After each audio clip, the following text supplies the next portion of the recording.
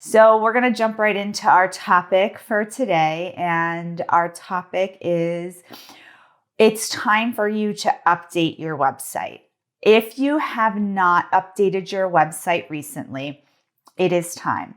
I want you to take an inventory of your website, make a list of all the changes and all the updates that you need to make, and then put your plan into action. There are some key things that I want you to look for. I want you to always, when you're thinking of your website and working on updating your website, I want you to keep SEO in the back of your mind. So that is search engine optimization. That is how Google, for instance, takes all the content on your website and says, yes, this website is about a therapist in Portland, Oregon that works with anxiety. Okay. And that when people start to search for, anxiety therapist in Portland, Oregon, your page will come up. And so you want to make sure that who you are, what you do, and where you do it is very prominent. It's one of the main recommendations that I have for people whenever I'm doing coaching with them is recommending that they really make sure that their location is really prominent. Now, you don't want it to be weird and awkward. Like when SEO first started, people were like adding in like all of these Portland. It was like, and all of these places that didn't seem to fit. Google has since been like, no, we want it to look organic. We want it to look authentic. And so they really take that into account so that it looks organic. But there are ways that you can make it look organic when it's not. One thing that I always recommend, especially on blog posts, is that you put a bio of yourself and in there that you put your location, because that just reinforces it. On your service pages, you want to make sure that you have service pages for the things that you do. And so if you have gotten a training in something, if you started to do something different, or maybe you added a therapist and now you're doing something different, you want to make sure you have a service page for that. You want to make sure that the location is the first and foremost thing. On our service pages, it says anxiety treatment in Davie and Wellington. So that's the first thing that Google sort of indexes, or they say, oh, okay, if somebody's looking for anxiety treatment in Wellington, that page, has a higher likelihood of popping up because the first thing it says is that. And then it says that throughout the page. Even on your homepage, take a look at the pictures that are up there. Have you updated your pictures recently? Are they inclusive to the type of people that you work in your practice? Is your number accurate? Have you moved? Are your hours different? Do you have a different URL for maybe booking an appointment? Are all your links working?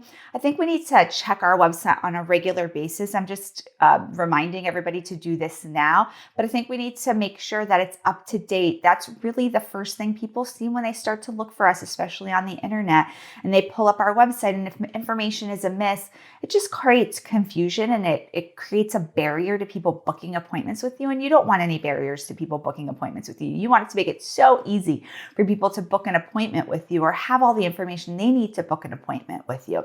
So now is a good time to go through. Do your pictures look good? Is all of your contact information correct? Is everything consistent? Is everything flowing? Are all of your links working? Are there any things that you need to update or add? I'm going to give you a little hint in a moment on how to make sure that you are having really great SEO and you're very searchable on Google. But I want to take a moment to thank our sponsor, TherapyNotes. If you're looking for an electronic health record that's really full service, something that can help you run your in-person or your at-home online practice. If you are looking to bill insurance or you're doing private pay, it sends reminders. You can do your notes from there. You can bill credit cards, bill insurance. And the thing that really makes TherapyNotes stand apart is their customer service. You can pick up the phone and they will guide you through whatever it is that you need help with your electronic health records. So be sure to check out TherapyNotes. So going back, how recent are your blog posts? Are you blogging about your services?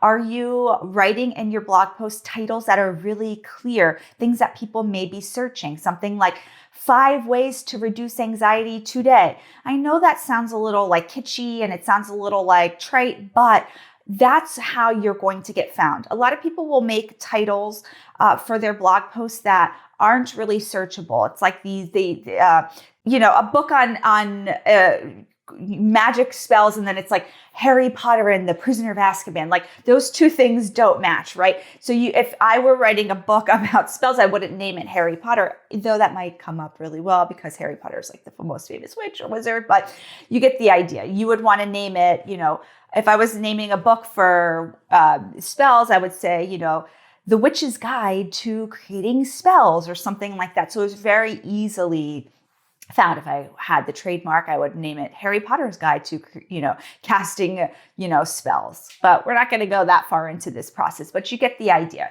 You want to make sure that you are able to really have targeted both of your service pages and your blog posts, things that people are going to be searching for. You can use Keyword Planner in Google to see what people are searching for in your area and then match that. That's something that we do very often is I'll take a look at what are the most common things that are searched for. And as long as we do that, we will make, a blog post or a service page something.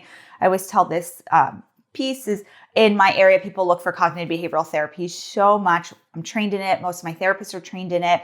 And so we have a page dedicated just for cognitive behavioral therapy. And we will do blog posts about cognitive behavioral therapy. One, because it's congruent to what we do, what we're trained in. And two, it's so popular in our area. We get so many calls for that it just all starts to make sense. So I hope that you will take some time to work on your website, make it the best that it can be. If you want, some initial feedback, maybe about your website, comment your link below. I'll, take a quick look at it, give you a little bit of feedback.